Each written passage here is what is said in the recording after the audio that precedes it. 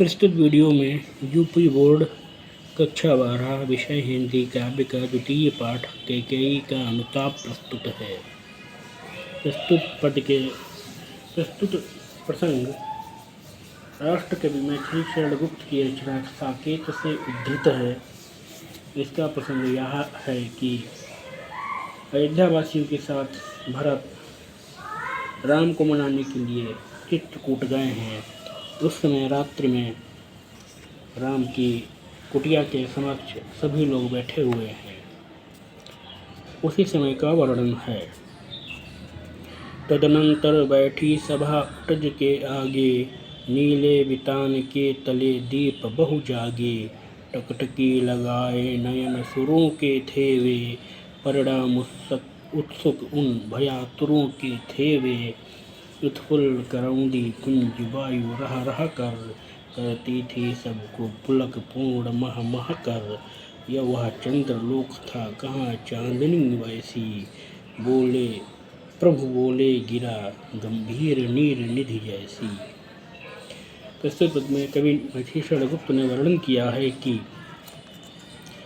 तदनंतर तत्पश्चात उटज के आगे, उटज अर्थात कुटिया के आगे समक्ष सभा बैठी, सभा एकत्रित हुई, सभी अयोध्यावासी एकत्र हुए। नीले वितान के तले दीप बहु जागे, और नीले आकाश रूपी चंदोबे अर्थात शामियाने के नीचे बहुत से दीपक दिए मशाले आदि जला दी गईं। टकटकी लगाए नयन सुरों के थे वे, उस समय सुर अर्थात देवता भी निर्निमेष दृष्टि से अपलक रूप से पलक झपकाए बिना नेत्रों को खोल करके उस दृश्य को देख रहे थे। परिणाम उत्सुक उन भयातुरों के थे वे, साथ ही साथ वहाँ पर परिणाम अर्थात उत्सुक अर्थात श्री कृष्ण अर्थात रामचंद्र के निर्णय को सुनने के लिए उत्सुक उन भयभीत अयोध्यावासियों के भी नेत्र थे।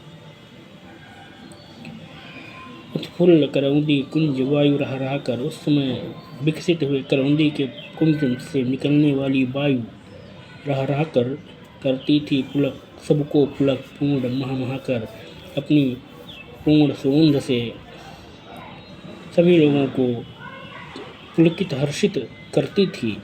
वह चंद्रलोक था कहाँ चांदनी वैसी। वह सभा एक चंद्रलोक के समान प्रतीत हो रही थी, परंतु उसमें चंद्रमा के समान चांदनी नहीं थी। बोले प्रभु बोले गिरा गंभीर नीर निधि जैसी, और उस समय प्रभु अर्थात राम गंभीर नीर निधि के समान अर्थात गंभीर मेघ गर्जन के समान अपनी गंभीर वाणी से बोले। प्रस्तुत द्वितीय पद में राम ने भरत से उनके आगमन का प्रयोजन उद्देश्य पूछा है।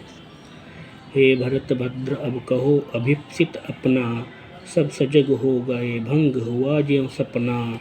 है आर्य रहा क्या भरत अभीप्सित अब भी, मिल गया अकंटक राज्य उसे जब तब भी। पाया तुमने तरुतले अरण्य बसेरा, रह गया अभीप्सित शेष तदप क्या मेरा। तनु तड़प तड़प कर तप्त तात ने त्यागा, क्या रहा अभीप्सित और तथापि अभागा। प्रस्तुत पद में भरत ने आत्मनिंदा करते हुए रामचंद्र से कहा है कि हे रामचंद्र के समक्ष अपनी व्यथा प्रकट की है। उससे पूर्व राम ने भरत से कहा, हे भरतभद्र, हे भरत कहो अभीप्सित अपना, अब तुम अपनी इच्छा को कहो। सब सजग हो गए। राम की यह बात सुनते ही सभी लोग सावधान हो गए। भंग हुआ जो सपना, मानो उनका स्वप्न टूट गया हो, उनकी तंद्रा भंग हो गई हो। तब भरत बोले, हे आर्य, हे महानुभाव, रहा क्या भरत अभीप्सित अब भी। अब जब कि आपको वनवास हो चुका है, तब भी क्या मेरी कोई इच्छा शेष रह गई है। मिल गया कंटक राज्य उसे जब तब भी, अब जबकि भरत को अर्थात मुझे निष्कंटक निर्बाध राज्य प्राप्त हो गया है, अयोध्या का राजा बन गया हूँ, या अब भी कोई मेरी इच्छा अपूर्ण रह गई है। पाया तुमने तरुतले अरण्य बसेरा, तुमने वन में वृक्षों के नीचे निवास प्राप्त किया, अर्थात तुम वृक्षों के नीचे रहने के लिए विवश हो गए, मजबूर हो गए। रह गया अभिप्सित शेष तदप क्या मेरा, तो क्या इतना कुछ हो जाने पर भी मेरी कोई इच्छा अपूर्ण रह गई है। तम तड़प तड़प कर तप्त तात ने त्यागा, तप तथा संतप्त दुखी तात तथा पिता ने तड़प तड़प करके तुम्हारे वियोग में तड़प तड़प करके तन तथा शरीर को त्याग दिया, अर्थात उनकी मृत्यु हो गई। क्या रहा अभिप्सित और तथापि अभागा, क्या इतना सब कुछ हो जाने पर भी मुझ अभागे का कोई उद्देश्य, मुझ अभागे की कोई इच्छा अपूर्ण रह गई है। इस प्रकार से भरत ने अपनी आत्मग्लानि अभिव्यक्त की है। तृतीय पद प्रस्तुत है। इस पद में भरत आत्मनिंदा कर रहे हैं। हाँ इसी अयश के हेतु जनन था मेरा। भरत कहते हैं कि अरे धिक्कार है कि इसी अपयश के लिए, इसी बदनामी के लिए मेरा जन्म हुआ था। निज जननी के ही हाथ हनन था मेरा, और अपनी माता के ही हाथों या मेरा यह हनन, मेरी यह मृत्यु लिखी हुई थी कि मैं जीते जी मर जाऊं। अर्थात मेरी माता ने जो कार्य किया है, आपको वनवास दे दिया है, मुझको राज्य दिला दिया, और उसके कारण से पिता की मृत्यु हो गई। इस प्रकार से यह मेरी जीते जी मृत्यु हुई है।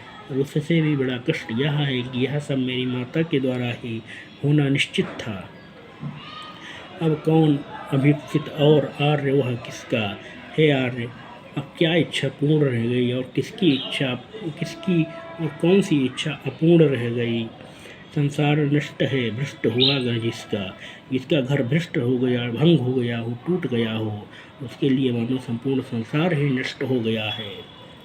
मुझसे मैंने ही आज स्वयं मुँह फेरा।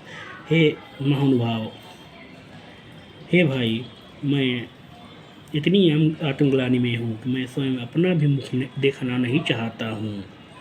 हे आर्य बता दो तुम ही अभिप्सित मेरा। हे आर्य, हे अग्रज, अब तुम ही मेरी इच्छा बता दो कि इतना सब कुछ होने पर भी मेरी कौन सी इच्छा पूर्ण रह गई होगी। प्रभु ने भाई को पकड़ हृदय पर खींचा। भरत की इस बात को सुनकर के प्रभु राम ने उनको खींचकर अपने सीने से लगा लिया। रोदन जल से सविनोद उन्हें फिर सींचा, और फिर अपने रोदन जल से अर्थात अश्रुओं से सविनोद अर्थात आनंद पूर्वक उनको सींचा, अर्थात रोते रोते उनको गीला कर दिया। उसके आशय की थाह मिलेगी किसको, जनकर जननी ही जान न पाई जिसको।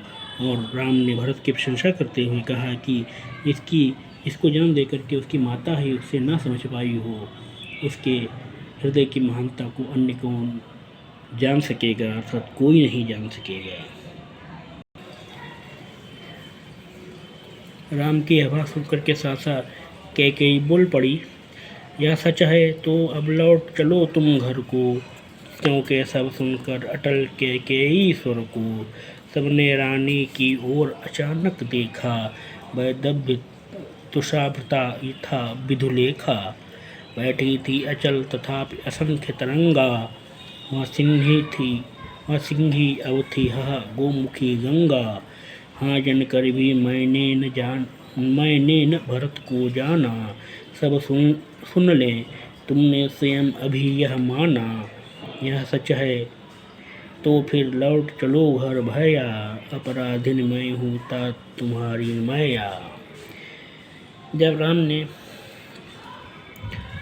भरत से कहा था कि तुम इतने महान हो कि तुम्हारी महानता को तुम्हारी माता भी नहीं जान पाई हैं, तब अवसर देख करके कैकेयी ने राम से कहा कि यदि ऐसा यह सत्य है तो तुम अब घर को लौट चलो।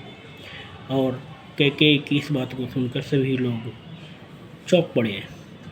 सबने रानी की ओर अचानक देखा। वहाँ पर बैठे हुए सभी लोगों ने सहसा रानी की ओर अर्थात कैकेयी को देखा, और उसमें कैकेयी वैदव्य तुषाभृता यथा विधुलेखा, उसमें विधवा के वेश में कैकेयी ऐसी प्रतीत हो रही थी मानो विधु अर्थात चंद्रमा की लेखा अर्थात रेखा कोहरे से ढकी हुई हो। तुषार अर्थात कोहरा। बैठी थी अचल, यद्यपि वह निश्चल रूप से बैठी हुई थी, तथापि असंख्य तरंगा, तथापि उसके मन में अनेक विचार आ रहे थे। वह सिंही अवथिहा गोमुखी गंगा, जो भरत के लिए राज्य मांगते समय एक समय सिंघनी के समान दहाड़ रही थी, अब वह गोमुख से निकलने वाली गंगा के समान शीतल हो गई थी। और उसने कहा, हाँ जनकर भी मैंने न भरत को जाना। और कैकेयी ने स्वीकार कर लिया कि मैंने भरत को जन्म देकर भी उनकी महानता को नहीं जान पाया। सब सुन ले, तुमने स्वयं अभी यह माना, और सभी लोग इस बात के साक्षी हैं, इस बात को सुन ले कि अभी अभी तुमने इस बात को स्वीकार किया है। यह सच है, और यदि यह सत्य हो तो लौट चलो घर भैया। भरत ने कहा कि हे भाई, यदि यह सत्य हो तो तुम इसी समय घर को लौट चलो। अपराधीन मैं हूँ तात तुम्हारी माया। और कैकेयी ने कहा कि हे तात, हे राम, मैं यद्यपि तुम्हारी माता हूँ, तथापि मैं तुम्हारी अपराधीन हूँ, मेरे कारण ही तुमको वनवास हुआ है।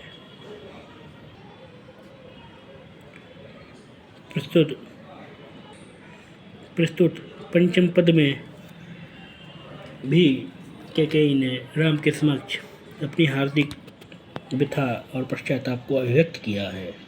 दुर्बलता का ही चिन्ह विशेष शपथ है, पर अबला जन के लिए कौन सा पथ है। कैकेयी ने कहा कि यद्यपि शपथ लेना, सौगंध लेना हृदय की दुर्बलता का लक्षण है, परंतु मुझ अबला के लिए, स्त्री के लिए इसके अतिरिक्त अन्य कोई मार्ग नहीं है, अन्य कोई उपाय नहीं है। यदि मैं उकसाई गई भरत से होऊं, यदि मुझको भरत ने उकसाया हो, अर्थात भरत के भड़काने से मैं यह सब कह रही हूँ, तो पति समान ही स्वयं पुत्र भी खोऊं। तो जैसे मैं पति से वंचित हो गई हूँ, मेरा पति चला गया है, दिवंगत हो गया है, मर गया है, वैसे ही मेरा पुत्र भरत भी मुझे छोड़कर चला जाए। ठहरो मत रोको मुझे, कहूँ तो सुन लो। और उन्होंने कैकेयी ने राम से कहा कि तुम अब रुक जाओ, मैं जो कुछ कह रही हूँ उसको तुम सुन लो। आओ, यदि उसमें सार उसे सब चुन लो। यदि तुमको मेरी बात उचित प्रतीत हो रही हो लगे तो तुम उसको स्वीकार कर लो। करके पहाड़ सा पाप मौन रह जाऊं, क्या मैं इतना बड़ा पाप करके भी मौन रह जाऊं, पश्चाताप ना करूं, राई भर भी अनुताप न करने पाऊं, क्या मैं तनिक भी पश्चाताप न कर पाऊं। थी स नक्षत्र शश निशा ओष टपकाती, स नक्षत्रों से परिपूर्ण, नक्षत्रों और चंद्रमा से परिपूर्ण निशा अर्थात रात्रि ओष टपकाती थी, अर्थात ओष गिर रही थी। रोती थी नीरव सभा हृदय थपकाती, और उस समय निशब्द सभा मानो अपने हृदय को आश्वस्त करती हुई मन ही मन रो रही थी।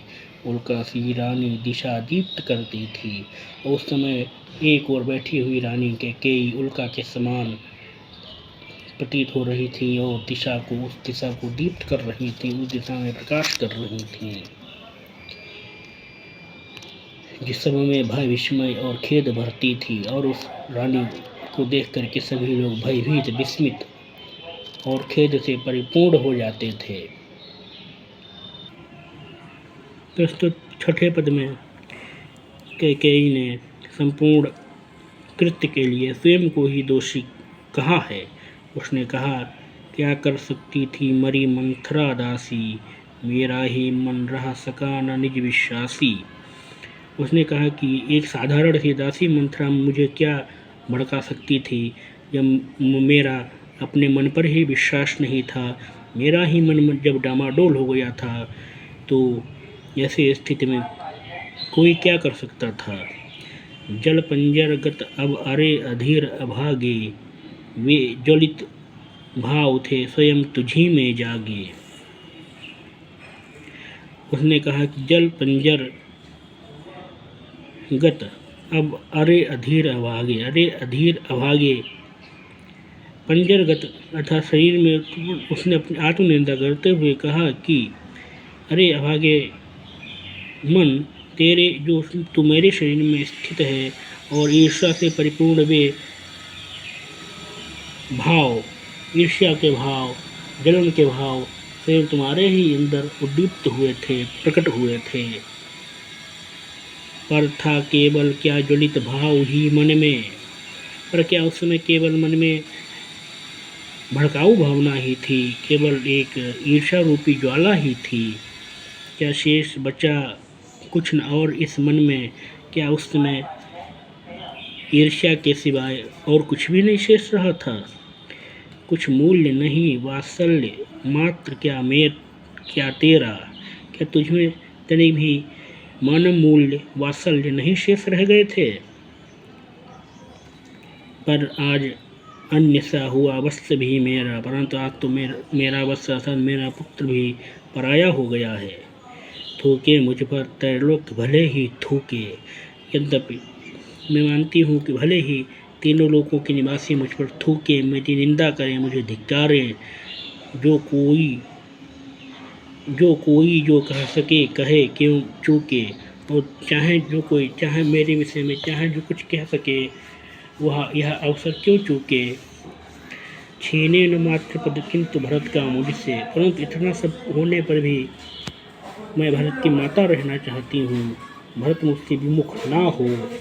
रे राम दुहाई करूँ और क्या तुझसे, कैकेयी ने कहा, हे राम, मैं तुमसे केवल इतना मांगती हूँ कि मेरा पुत्र भरत मुझको न त्यागे, मेरा और भरत का वियोग ना हो। इसके लिए मैं संपूर्ण संसार की निंदा भी सहन कर सकती हूँ। प्रस्तुत पद में कैकेयी ने आत्मनिंदा की है। कहते आते थे यही अभी नरदेही, माता न कुमाता पुत्र कुपुत्र भले ही। कैकेयी ने कहा कि अब तक सभी मनुष्य यही बात कह रहे थे कि कोई भी माता कुमाता नहीं हो सकती है, भले ही पुत्र कुपुत्र हो जाए। अब कहे सभी यह हाय विरुद्ध विधाता है, पुत्र पुत्र ही रहे कुमाता माता। परंतु अब यह कहना पड़ेगा कि विधाता के बनाए नियमों के विरुद्ध यहाँ पुत्र तो पुत्र ही है, परंतु माता ही कुमाता हो गई है। बस मैंने इसका बाह्य मात्र ही देखा। कैकेयी ने कहा कि मैंने तो अपने पुत्र भरत का बाह्य स्वरूप मात्र देखा है, दृढ़ हृदय न देखा, मृदुल गात्र ही देखा। मैंने उसके सुदृढ़ हृदय को नहीं, अपितु उसके कोमल शरीर को ही देखा। मैं उसके हृदय की महानता को नहीं जान सकी। परमार्थ देखा, मैंने परमार्थ नहीं देखा, उसके परमार्थी स्वरूप को नहीं देखा। पूर्ण स्वार्थ ही साधा और केवल अपने स्वार्थ पर ही ध्यान दिया। इस कारण ही तो है आज यह बाधा, इसी कारण से मेरे समक्ष यह बाधा उत्पन्न हो गई है, यह धर्म संकट उत्पन्न हो गया है। युग युग तक चलती रहे कठोर कहानी, रघुकुल में भी थी एक अभागिन रानी। और उसने कहा अब तो युग युग तक यही कठोर कहानी चलती रहेगी कि रघुवंश में भी एक अभागिन रानी अर्थात मैं थी। प्रस्तुत अष्टम पद में भी कैकेयी का पश्चाताप वर्णित है। कैकेयी कहती है, मेरे जन्म जन्म में सुनी जीव यह मेरा जीव मेरी आत्मा अपने प्रत्येक जन्म में यह सुने, धिक्कार उसे था महास्वार्थ ने घेरा। उस कैकेयी को धिक्कार है जो घनघोर रूप से चरम सीमा तक स्वार्थी हो गई थी। 100 बार धन्य वह एक लाल की माई, निज जिस जननी है जना भरत सा भाई। कैकेयी के इस पश्चाताप को सुनकर सभी लोग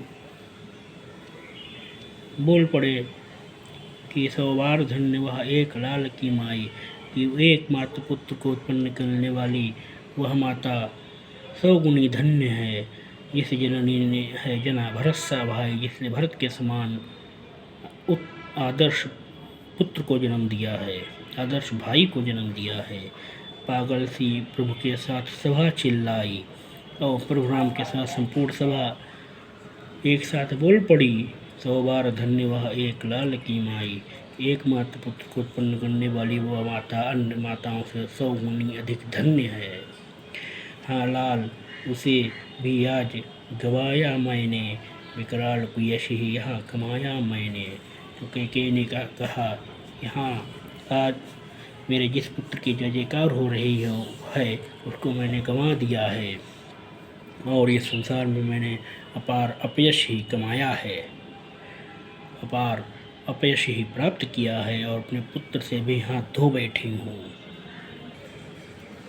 69वें पद में कैकेयी ने पश्चाताप करते हुए कहा, लेकिन निज स्वर्ग उसी पर वार दिया था मैंने अपने उस पुत्र पर, भरत पर अपना स्वर्ग तक न्यौछावर कर दिया था, समर्पित कर दिया था। हर तुम तक से अधिकार लिया था मैंने, और अपने पुत्र मोह में अंधी होकर के मैंने तुमसे तुम्हारा अधिकार छीन लिया था। पर वही आज यह दीन हुआ रोता है, परंतु मेरा वही पुत्र इस समय व्याकुल होकर के रो रहा है। शंकित सबसे धृत हरिण तुल्य होता है, और वह मेरा पुत्र किसी शिकारी पशु के द्वारा पकड़े गए हिरण की भांति सर्वथा भयभीत होकर के रो रहा है। श्रीखंड आज अंगार चंड है मेरा वह चंदन के समान शीतल स्वभाव वाला पुत्र भरत आज जलते हुए अंगारे के समान प्रतीत हो रहा है। और इससे बढ़कर कौन दंड है मेरा, इससे बढ़कर मेरे लिए कौन दंड हो सकता है कि मेरा पुत्र ही मेरे विरुद्ध हो गया है। पटके मैंने पदपाड़ी मोह के नद में, राजा दशरथ के समक्ष मैंने इसी भरत के लिए राज्य पाने के लिए हाथ पैर पटके थे। जन क्या क्या करते नहीं स्वप्न में मद में, वह मेरा कार्य एक स्वप्न के समान था, मेरा मदपूर्ण घमंडपूर्ण कार्य था, और लोग उस स्थिति में क्या क्या नहीं कर डालते हैं। तो अन्य सामान्य लोगों के समान ही मैंने भी वह सब कार्य किया।